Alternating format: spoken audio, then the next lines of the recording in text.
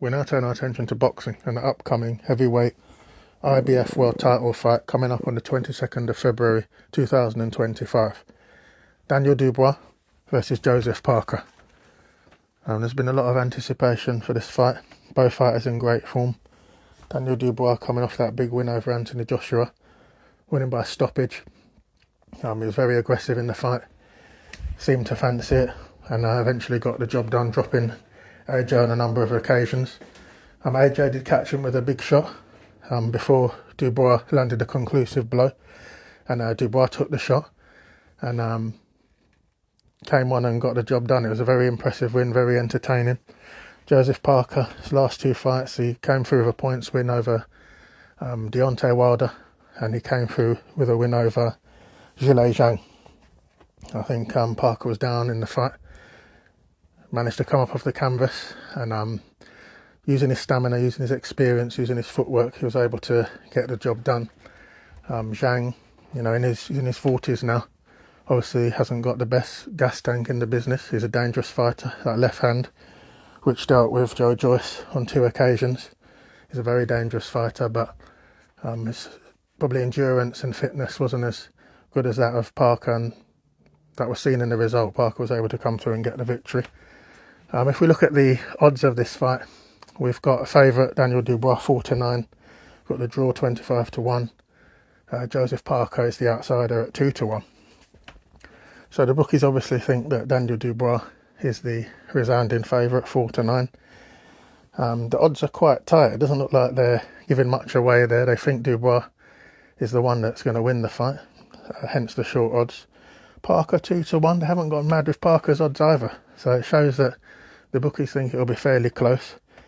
They've got 2 different skill sets. Parker is very good on his feet. He's got a lot of experience. He's got a decent chin. He's got a good level of output. People think that Dubois is going to have problems with Parker. A lot of people have said that Parker's experience, Parker's ring IQ is going to show in this fight. Dubois, he's been very confident. He's been talking as if he's going to be looking for the stoppage, saying that was also kind of looked past Parker when he called out Usyk looking for a rematch. Said he was looking for revenge in a rematch against Usyk, and I think Parker's team have found that a little bit disrespectful. I don't think there's anything wrong with calling out fighters. It happens in boxing. It's very common. It is a very confident move, and he has to be careful. But I don't think him and Don Charles are going to take their eyes off Joseph Parker, because he is in a good run of form. He got the win over Wilder. That was a shock at the time. Wilder was the big favourite. But Wilder, I would say, looked a shadow of himself. His big right hand that he's known for, couldn't get it off.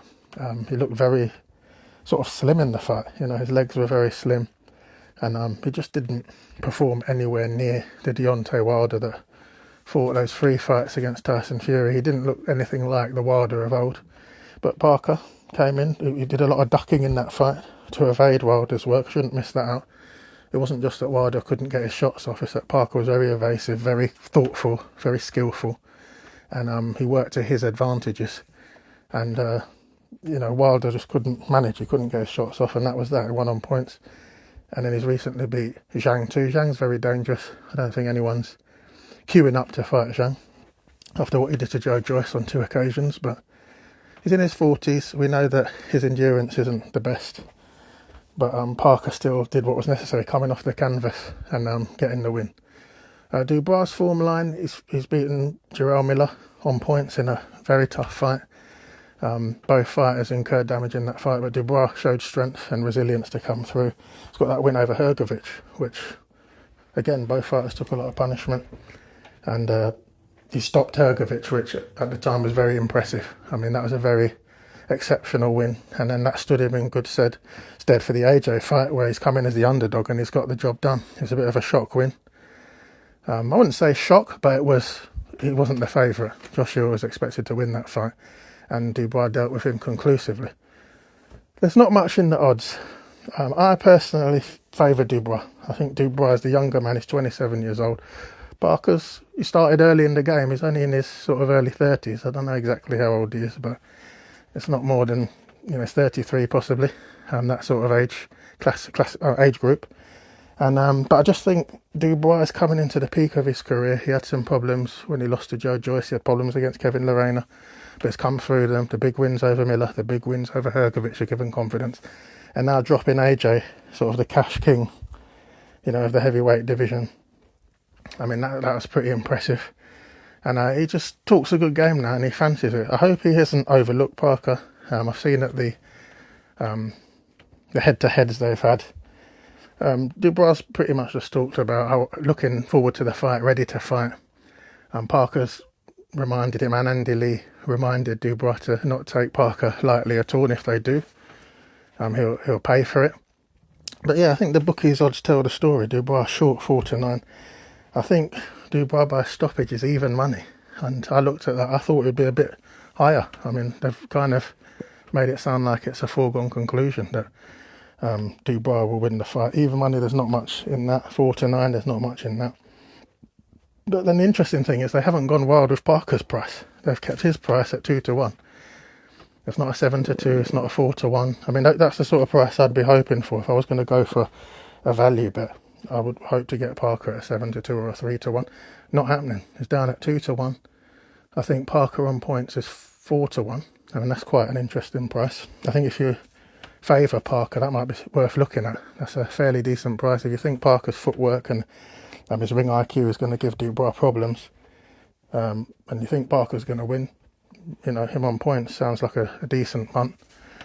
Personally, seeing as there's not huge value in any of the odds and I favour Dubois, I would just use it in an accumulator. The outright price 4-9, or maybe if you fancy him a bit more to get the stoppage evens, you could use that in an accumulator. Shane McGuigan, Dubois' former trainer, is on record as saying that Dubois is going to go through Parker like a hot knife through butter. And I could see that happening. The thing is, we don't want to underestimate Parker. He's durable, his fitness has got better, he's more confident mentally. I think he looks a bit stronger, like the training and conditioning he's been doing. Looks like he's been putting the work in the gym, he looks strong, he's ready mentally. I think it's going to be a tough fight. It's possible that Dubois could go straight through him, but I think Parker's footwork and what he did with Wilder, he's going to use some of that sort of evasiveness to give Dubois some problems. But I do think Dubois will find him eventually and get the job done. There's not much there. The bookies have tightened things up on this particular fight. It might be worth just going for this selection in the accumulator. There's a big card going on. We've got Beterbiev, Bivol, we've got Boatsy, Callum Smith, we've got Virgil Ortiz, Madrimov, we've got Ajit Kabayel, I think he's fighting Zhang. So there's a lot of good fights there. Maybe we can get an accumulator going. I'm going to go for Daniel Dubois. And I'll just take him at 4-9 and throw him in with some other selections. But it's going to be a sensational fight. Please let me know what you think is going to happen in this fight and why. Who you favour, whether you've seen any betting value in any of the odds for the fight. So we look forward to it on the 22nd of February. And see you next time.